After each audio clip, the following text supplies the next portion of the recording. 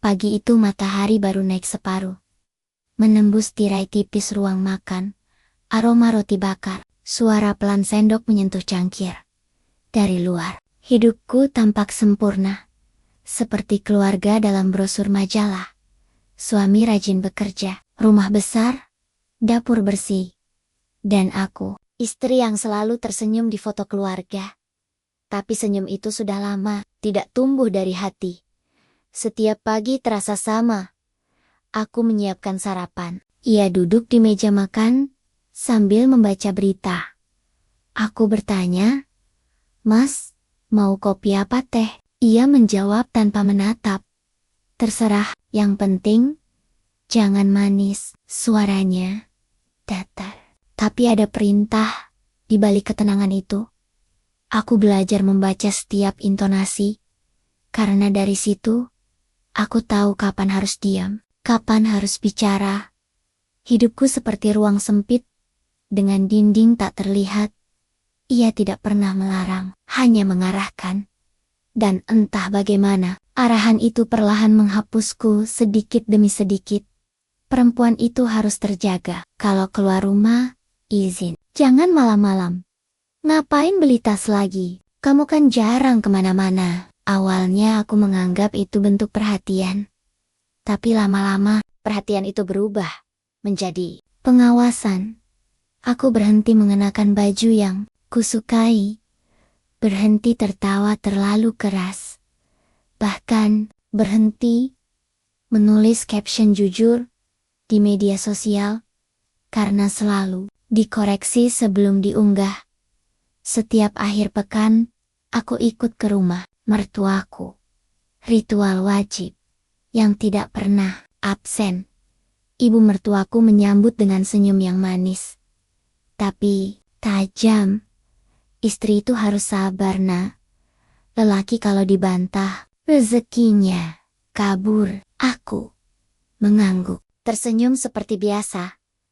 Tapi di dalam hati, aku bertanya, lalu siapa yang akan menjaga rezekiku sendiri? Kadang, di dapur itu, aku mencuci piring sambil menatap air mengalir. Kupandangi busa sabun yang berputar, lalu hilang ke saluran pembuangan. Rasanya seperti hidupku sendiri. Bersih, tapi tidak punya arah. Suamiku orang baik. Sangat baik. Dia tidak mabuk, tidak main perempuan, tidak kasar. Tapi ada hal yang jauh lebih menyakitkan dari kekerasan fisik ketika seseorang membuatmu merasa kecil tanpa harus berteriak. Aku hanya ingin sekali saja terdengar tanpa dihakimi, dicintai tanpa diawasi. Kadang malam-malam aku terbangun, menatap siluetnya yang tertidur. Di sebelahku ada laki-laki yang mencintaiku dengan cara yang membuatku kehilangan diriku sendiri. Dan aku tidak tahu harus bagaimana keluar dari lingkaran itu. Sampai pagi itu, ketika aku membuka ponselku dan membaca satu pesan di grup komunitas hobi. "Selamat pagi, semoga harimu tenang, dan kamu punya waktu untuk dirimu sendiri hari ini." Pesan itu datang dari seseorang yang bahkan belum pernah menatap mataku langsung. Tapi kalimat sederhana itu terasa lebih hangat dari ucapan selamat pagi yang kudengar di rumah. Setiap hari, aku tidak membalas pesan itu. Aku hanya menatapnya lama, lalu tersenyum kecil tanpa alasan. Dan entah kenapa, di dada terasa sesuatu bergerak. Rasa yang sudah lama tidak hadir. Pagi itu, aku tidak tahu bahwa satu pesan sederhana bisa mengubah seluruh hidupku, tapi pagi itu, segalanya berubah. Sejak pesan pagi itu muncul, aku mulai memperhatikan notifikasi di ponsel lebih sering. Awalnya hanya sapaan ringan, sekadar selamat pagi, atau sudah sarapan. Namun dari sapaan sederhana itu, aku mulai merasa hidup lagi. Namanya Dimas. Kami bertemu lewat grup komunitas hobi membaca. Ia sering mengirim rekomendasi buku, kadang disertai kalimat kecil yang membuatku berpikir. Lucu ya, kadang orang membaca kisah orang lain untuk lupa pada hidupnya sendiri. Aku tertawa membaca kalimat itu. Ada sesuatu yang jujur di sana, sesuatu yang tidak kutemukan di rumahku sendiri. Kami mulai sering bertukar cerita tentang pekerjaan, tentang mimpi, tentang hal remeh seperti warna langit sore, dan semakin lama, obrolan itu berubah menjadi tempat pulang kecil di antara lelahku. Dimas berbeda. Dia tidak menasihatiku, tidak mengoreksi cara berpikirku. Dia hanya mendengarkan, dan itu saja sudah terasa seperti pelukan yang lama kutunggu. Kadang, katanya, yang kita butuh itu bukan nasihat, tapi tempat bernafas. Kalimat itu sederhana, tapi menampar lembut, seolah seseorang akhirnya mengerti bahasa hatiku yang selama ini terkunci di balik peraturan dan kesempurnaan semu. Aku tahu batasnya. Aku tahu dia suami orang, tapi perasaan tidak pernah peduli pada logika. Hari-hari berikutnya terasa berbeda. Aku bangun pagi dengan semangat yang aneh, menatap cermin lebih lama, memperhatikan rambutku, memilih baju yang belum pernah kupakai lagi sejak menikah. Aku ingin terlihat hidup. Kami bertemu untuk pertama kalinya di sebuah kafe kecil. Aku datang lebih awal, menatap cangkir kopi yang masih mengepul. Ketika dia datang, aku tak bisa menatap langsung. Senyumnya tenang, tatapannya hangat, dan aku merasa seperti remaja 20 tahun yang lalu. Percakapan kami ringan, tapi setiap kata seperti menyingkap lapisan perasaan yang telah lama kututup. Ia menatapku dan berkata pelan, "Kamu tidak salah. Kamu cuma lelah." Aku ingin menyangkal, tapi air mataku justru jatuh tanpa izin. Tangannya terulur, menyentuh pipiku, dan untuk pertama kalinya, dalam waktu yang lama, aku merasa diinginkan bukan karena kewajiban, tapi karena keberadaanku. Hari itu aku pulang dengan dada berdebar. Di perjalanan, aku mencoba menenangkan diri, berkata bahwa ini hanya teman, hanya perhatian biasa. Tapi di dalam hatiku aku tahu, aku sedang membuka pintu yang seharusnya tidak kubuka lagi seumur hidupku. Setelah malam itu, pesan-pesan dari Dimas menjadi kebiasaan yang tidak bisa kutinggalkan. Ia menanyakan, apakah aku sudah makan? Apakah aku baik-baik saja? Hal-hal kecil yang tidak pernah lagi aku dengar dari suamiku. Perlahan, aku mulai mencari alasan untuk keluar rumah. Komunitas membaca, pertemuan kecil, acara sosial. Aku selalu bilang pada suamiku, ada kegiatan penting mas. Dan seperti biasa, ia hanya mengangguk tanpa bertanya lebih jauh. Aneh. Dulu aku merasa dia terlalu mengatur. Sekarang, aku justru berharap dia sedikit curiga, sedikit menahan. Tapi tidak, ia tetap tenang. Mungkin karena ia percaya, atau mungkin karena ia sudah berhenti peduli. Malam-malam terasa semakin panjang. Aku menatap layar ponsel di kamar mandi, di dapur. Bahkan diam-diam di ruang tamu ketika suamiku tertidur. Sebuah hubungan yang tidak seharusnya tumbuh, tapi justru menjadi satu-satunya hal yang membuatku merasa masih hidup. Di setiap pesan yang kuterima dari Dimas, ada bagian dari diriku yang hilang, tapi juga pulang. Dan aku tidak tahu lagi, apakah ini cinta, kesalahan, atau sekadar pelarian dari hidup yang terlalu sunyi. Aku hanya tahu satu hal. Aku mulai merindukan seseorang yang bukan suamiku. Dan rasa rindu itu terasa lebih manis daripada kebahagiaan yang kujalani selama ini. Entah sejak kapan aku berhenti menghitung berapa kali kami bertemu. Awalnya hanya kopi sore, lalu makan malam, lalu perjalanan singkat keluar kota. Dengan alasan acara komunitas, aku tidak lagi merasa bersalah. Atau mungkin aku sudah terlalu pandai menipu diri sendiri. Dimas membuatku merasa hidup. Ia tertawa saat aku bercerita hal kecil, menatap mataku seperti tidak ada dunia lain. Dan setiap kali ia menggenggam tanganku, aku merasa semua luka yang kutahan selama bertahan-tahan, perlahan sembuh. Namun, setiap kebahagiaan gelap selalu datang dengan bayangan. Aku mulai lupa menyiapkan sarapan, mulai jarang pulang tepat waktu. Suamiku masih bersikap tenang, Tapi aku tahu dari tatapannya, ada sesuatu yang sudah berubah.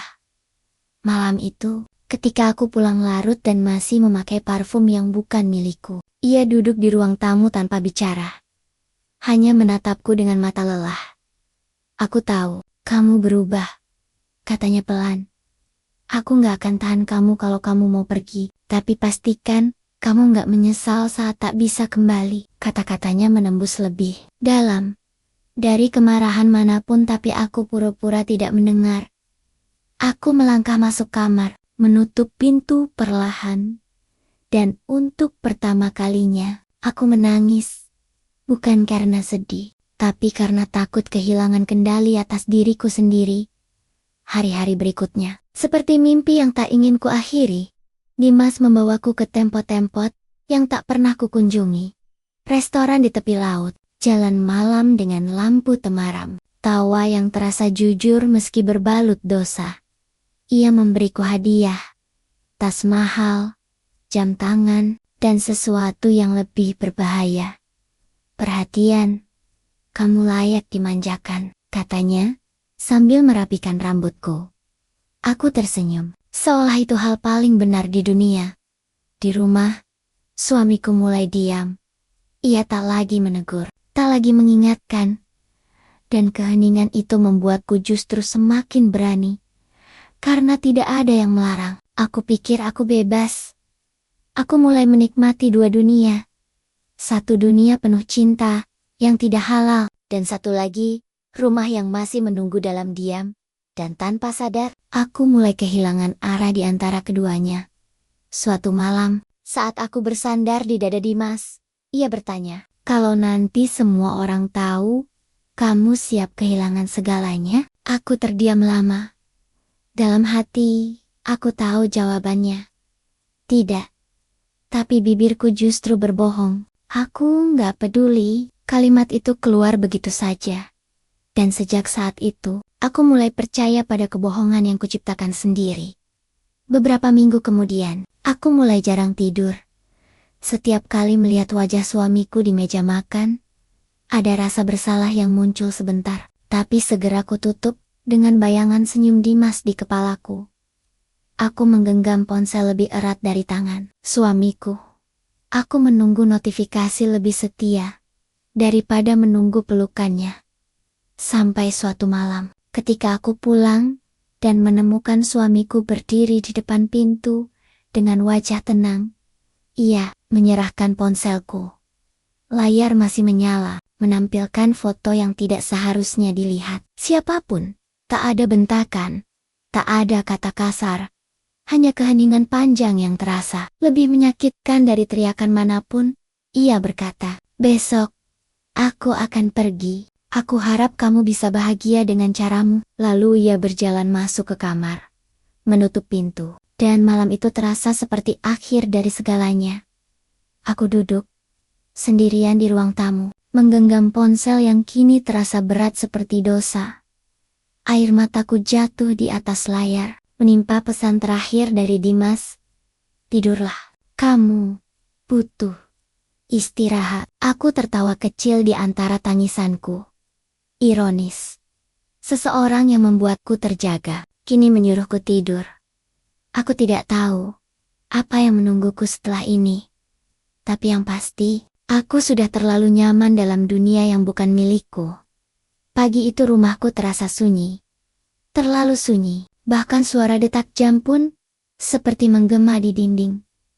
Kamar anakku kosong. Lemari terbuka, baju-bajunya hilang. Di meja makan, hanya ada secari kertas bertuliskan singkat. Jaga dirimu. Aku Leola. Tanganku gemetar.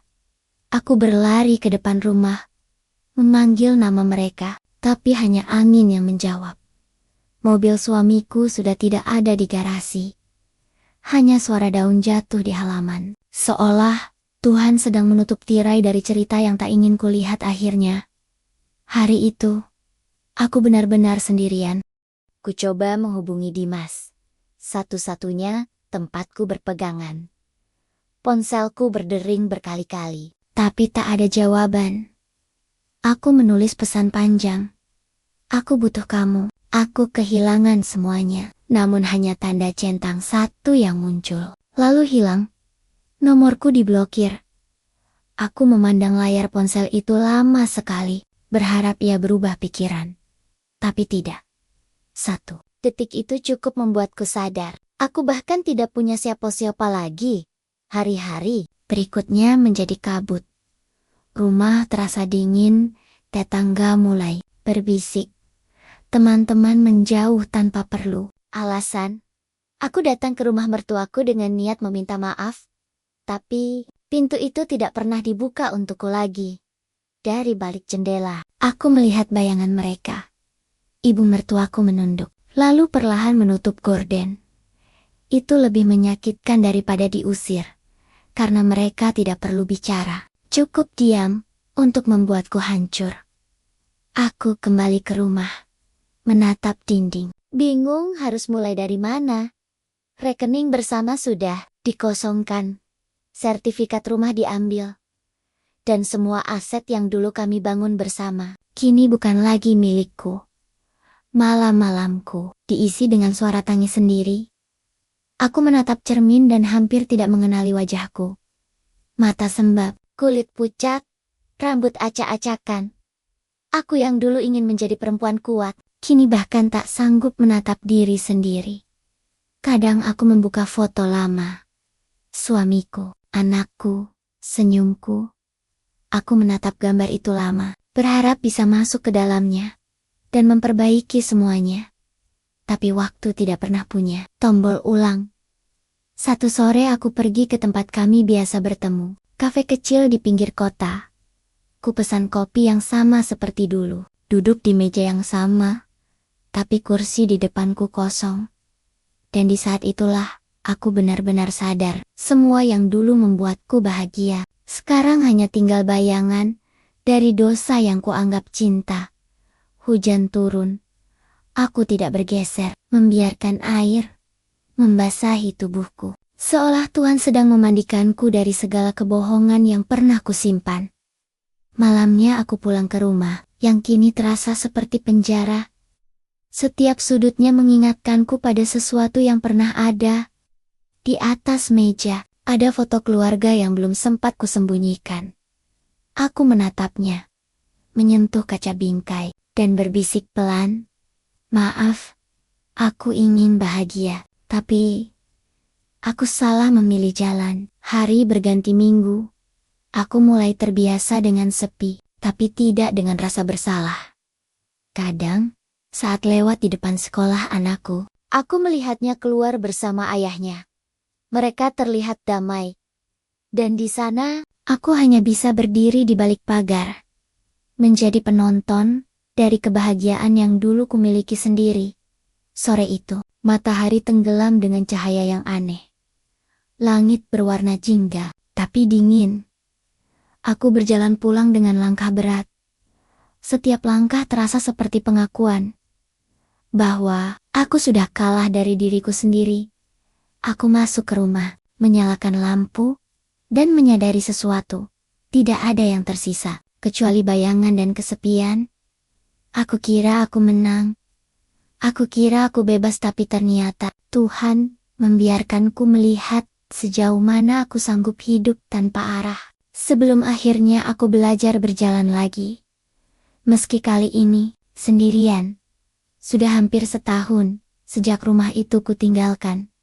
Sekarang, aku tinggal di kontrakan kecil, di gang sempit, yang bahkan tidak cukup untuk 2 mobil berpapasan.